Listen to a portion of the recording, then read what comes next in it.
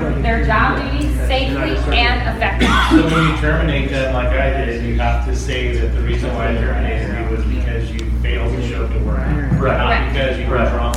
Correct. There are an estimated 6 million alcoholics in the workforce. They're really hard to identify. Okay? Really? And alcoholism is viewed as a disability, and it is entitled to consideration for accommodation if the individual can perform the essential functions of the job. Okay? If it adversely affects job performance or safety, you do have the right to discipline, discharge, or deny employment. Okay?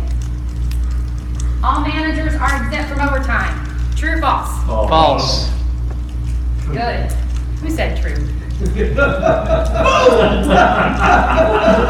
his point. At least he's honest. Job titles have no bearing on exempt status. Additionally, the form of payment does not guarantee exemption. Rate of compensation and job duties must be met. Okay?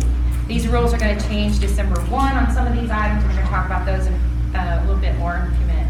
Harleen, but if somebody, I'm not saying just because of the title, but if someone is truly a manager and they're being compensated correctly, then they're exempt from it, though, correct?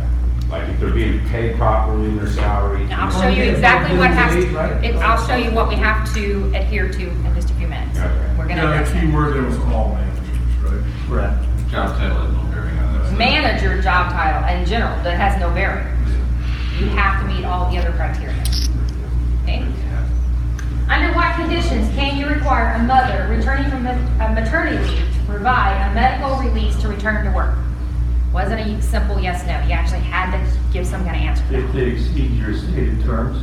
I'm sorry? If they exceed your stated policy. Nope. None. Never. Question mark, I put that down, I'm right. None. Only if you require the same from any other temporarily disabled employee. You cannot treat the pregnant worker any differently than any other disabled employee. If you allow a disabled employee to modify job duties, to take leave, paid or unpaid, or perform alternative assignments during their disability, you have to offer the same to a pregnant employee. How many here have had someone on staff pregnant last year? You know, what's even worse is when they're in law enforcement, and they have to sit in the office and do nothing to get paid. Yeah. When what? So when I was a police officer, we had a female officer become pregnant, and she was at the term, I even wrote it down, at-risk pregnancy. Yes. So they could not put her on leave, they could not do anything. She stayed in the office, answered phones, and wrote paperwork. Yes. And so what sucked is that, unfortunately, at Graveyard, she was my partner, so now I'm out there by myself. So now I'm at risk, so I had to go up, and they had to hire an additional person so that I could go out at night alone in a city of 8,000 people. But if your partner had been shot in the leg and was disabled and was provided a job at the desk to recover, it's the same difference. Yeah, correct. You can't hold it that she's Yeah. pregnant, so it's the same thing. Okay? So you can only do it if you did the same thing with everyone. Horrible. According to the EEOC, sexual harassment is sexual conduct that is blank, blank, and blank. Want to take a shot at what those three words are? Force, physical, or. Verbal, physical, implied. What did you say? Force, physical, and what? Verbal. No. Unwarranted, I think is one term. Right? Close. Unwanted. Unwelcome, harmful, and illegal. It looked legal to me, Your Honor. Who here has had a sexual harassment complaint or lawsuit in the last 2 years? Okay. Guys, our business is predominantly male. You gotta have strong policies in place to prevent sexual harassment. Okay? If a supervisor knows an employee is taking prescription drugs, which they believe is affecting the employee's work, should they discuss with the employee? Yes. Yes. Whoa, no, no, no. Got that one right. Hey, whoa! See, then we want to talk about. Only thing that you should do is address performance or safety issues. You cannot bring up their drug use or abuse in the conversation. I wrote safety down, so I was on the right path. More As than, soon as I assume that, I usually just fire them because I'm usually right. more than 52 million people in the U.S. over the age of 12 have used prescription drugs for non-medical reasons. How many, what's the percentage? 52 million. That is painkillers, tranquilizers, and stimulants, the three biggest abusers. It doesn't matter that you know or suspect it. Stick to performance or safety issues in the workforce. Who here has had to send an employee to rehab or an employee has gone to rehab in the last 12 months? Prescription or illegal? Prescription. It doesn't matter. It's all the same. Illegally using prescription. That's the problem I used to have. Let's find out what fire. They come in, is this legal? They come in with that stuff hanging out of their nose, they tell them, hey, sales are down, we're gonna have to let you go. You know? Performance or safety? That's your two choices. Yeah. An employee has been diagnosed with a serious illness and requires frequent absences for treatment. Can you terminate? Yes. No. Based on this fact, the employee is most likely protected by ADA and you can't terminate based on treatment needs. You're required to make reasonable accommodations. What's reasonable? Like how much, is there a time, like they're allowed to miss up to so much work? Now they run out of their sick leave, then they run out of their vacation pay. It doesn't say. that How you much do not does have it to pay impact them your if business? they're not If you there. wind up in court over this, they're gonna say you could have easily accommodated them because your business makes money and it wasn't detrimental to your business. So, you have to make accommodations for them for treatments. What if they don't, I mean, I just have a lady that had cancer, and she's been off for over 90 days. And we kept her on that whole 90 days, but now she's gonna be gone for another 6 months or something. How many employees do you have? 50, 44, 42, Okay, it's really important to know what that number is. 42. He is fired too. There's if you're at 50, you have Family Medical Leave Act, Right. which would apply, and they would use that first. Cobra and all that stuff, but I think what gets you is reasonable. That's so. So correct me if we're wrong, you have to let them run out of their sick time, run out of their vacation time, and then at that point, you don't have to pay them past that, but their job has to be secure, correct? You can bring someone else in to do the job. There's But nothing you still that, have to pay them everything that they're owed and they're. correct, sick if and there's leave. still anything that they can take from that, yes. And I think our employees can contribute their sick time, in California law, can contribute their sick time and their overtime to that person. It's Correct, in transferable. California, you do have that. Right. Which most states don't have that. Harleen, what would you say about the 50 employee count again with the, Family Medical Leave Act. How's that affect you? Yeah, It doesn't affect you because you have two different corporations, you're not there. but what if you have one? You have one. When we merge. When you saying so. There's a whole new set of laws that you'll have to apply, you'll have to adhere to. Well, that's a side note. Okay?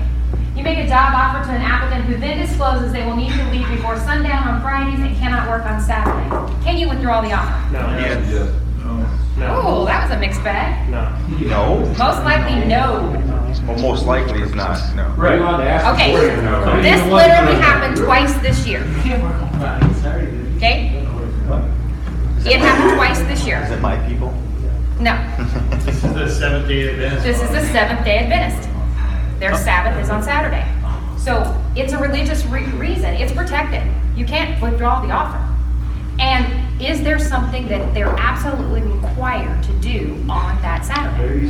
Well, hold on, part of their job description was that their schedule is they have to be there on Saturday. They should have said something. at the Did you time. cover that at the very beginning? Oh, we do. Okay, that's the key, Yeah. right there. Okay, you have to make sure all of that's known up front. And the question is, this is the schedule I expect you to work. Can you work it with or without accommodation? Correct, yes. Well, that's my question, is you make it clear on the application. Lord have mercy. They say there's accommodations, they say no, now you make the offer, and now all of a sudden, oh, I can't work Fridays, I can't work That's a different Saturdays, I story. can't work that or something. That's a different story. If you made it up front and you gave them the opportunity to say yes, Right. with or without accommodation, no, can't. You had that But opportunity. then I can withdraw the offer, Yes. correct? Yes. Okay, I had that happen. Yes. All right, an applicant has an obvious disability. Should you ask about the disability during the interview to make sure that they can do the job? Yes or no? No. I think you can ask for disability because they ask that in law enforcement and fire department. No. You can explain the essential functions of the job and you can ask them if they can perform with or without accommodation. True story, Greg will laugh over this because I told him about this when it happened. I actually interviewed a young man in my office about a month ago. The hardest interview I have ever conducted in person, ever. He had Tourette's. Did you hire him? No, he didn't have enough skill for the job. There you go. But I couldn't ask about it. It was obvious, but there was no legal grounds for me to ask him about it. So what I had to stick to, between trying to stay focused on him when his whole body is twitching at me, Did he swear at you? is no, he did not swear at all. It was a horrible twitching thing. Was to provide him with the essential job functions and ask him if he could do them. That's my only way to handle that. Okay? So you're beating around the bush to figure out if they have a disability. Now that was pretty obvious. I can discipline any employee any way I choose based on the offense. Yes or no? No. Absolutely not. State and federal EEO laws prohibit discriminatory discipline. The law requires discipline to be consistent and fair. No, which one do you got? I think, the other. The best policy is a progressive discipline policy, one that managers have been trained on, they know how to follow. And you should review all disciplinary actions at least once per year in your store to make sure that they are being executed consistently. So you don't have one person who missed work 3 days and you discipline one way, and another employee that missed 3 days and you discipline them another. I have a quick question. I believe I know the answer to it, but I'm curious because it's a situation we're dealing with right now. I have a service guy, hurt his back, Tom in service, hurt his back, so he's been out for a lot of work. So yesterday, Christina's like, hey, look, what do you want to do about his payroll? And I said, you know what, he's been missing a lot of work. This happened last month too for something else. I was like, go ahead and pay him the money. I'm trying to pay him the money to do the right thing. But then when I turn around and I see, because I want to stop the turnover. It's cheaper to pay the money than to have the turnover. So I'm trying to stop the turnover and do everything right. But then I think about it, and we've had 2 girls out that were out pregnant. So it comes down to the thing, I didn't pay neither one of them nothing. So the thing is if I was to go ahead and to get an audit if for some reason the right attorney came in. Yeah, it's not an audit issue, it's an attorney issue. Yeah, what I'm saying, but the attorney would do whatever, they do whatever, they would be audited, whatever the case Yeah, may be. they would pull that out, and they could show that you didn't do it this way and you did do it this way, so you need to pay But it's it. also, I guess the good news is now I can go ahead and I can use that for best business practice, saying, hey, I have to be consistent with everyone. I can't pay you on this. Yep. And that's how we gotta do it with everything. Yep. Consistent. Or pay everybody. Yep. One or the other. Okay. Name the 2 most likely causes of workplace poor performance. Training and supervision. Training is definitely one of them. Lack of training and unclear or unfair expectations. When we don't let people know what we expect of them, they will perform poorly a lot of times. Okay? But training is the #1 reason. We like to place blame on the employee, but we really need to look in the mirror a lot of the time to see where we failed on training them. There's never a bad employee, there's a bad manager who didn't get rid of the employee. Think about it. Yep. Delegation works best when you give the employee the job and instructions to complete it and then leave them to do the job. Yes. Yes or no? Yes. Whoa! Effective delegation includes support, assistance, and monitoring of performance. I can tell you, Specifically, we've seen this over and over with most of the people in this group. Absolutely. And they answered yes. So, listen. okay, rarely do employees swim when you give them the sink or swim mentality on a project with delegation. You need to build in checkpoints and milestones so that you can check on the progress to make sure they're on track. If you don't do that, they get to the end of the project, what happens? You're peeved because they didn't do what you asked them to do, and they're frustrated because you didn't show them what you wanted done. Okay? You need to build in checkpoints in the delegation process. Okay? An applicant tells you where they were born or how many children they have during an interview. You can include this information in your applicant notes. No. Yes. Yes. Who said yes? I said yes because they told you. Doesn't matter. Doesn't matter. You should not record it as both pieces of information originate in possibly discriminatory areas. Even better, if someone says that in an interview, don't even acknowledge it. Right. I knew you couldn't ask, but I thought if they told you, Yeah. you can remember it. You can remember it, but don't acknowledge it.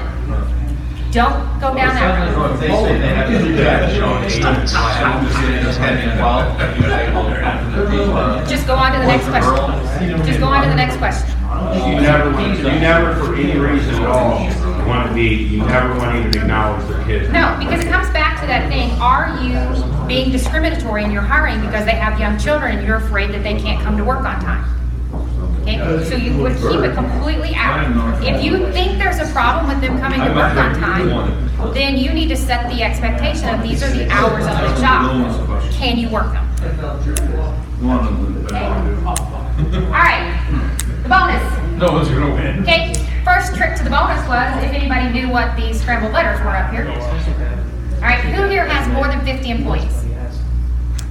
All right, Fire. you guys are all covered under FMLA, Federal Family Medical Leave Act. Let me spit the words out, okay? 20 or more employees?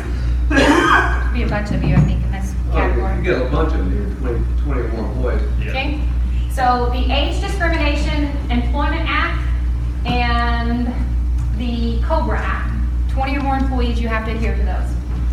15 or more employees, the Americans with Disability Act applies to you, the Pregnancy Disability Act applies to you, and Title VII, which covers discrimination in the hiring and interviewing process, applies to you. Is there anybody in here that has less than 15 employees besides Con? You have less than 15, don't you? Right about there. Okay, Okay? so everybody else is OSHA and child labor laws apply to everyone. Okay? All right. So, the question is, how'd you do? Anybody get 18 of the 20 correct? Anybody get more than 2 right? What'd you get, Joe? 19. He doesn't say He's Charlie. not counting the ones he didn't fill in. Being consistent. He's not counting the ones he didn't fill in. After one circle and then crossed out the other ones. Well, I got a little trouble buying that one, Joe. I have a Don't forget question to for went over you. all this when you were there, remember? Oh. You prepared me for it. I'm just amazed at how much time we changed. Now you Yeah, there's understand good- why I it's just said they needed trade. What'd you got, Gary? Okay, so, child labor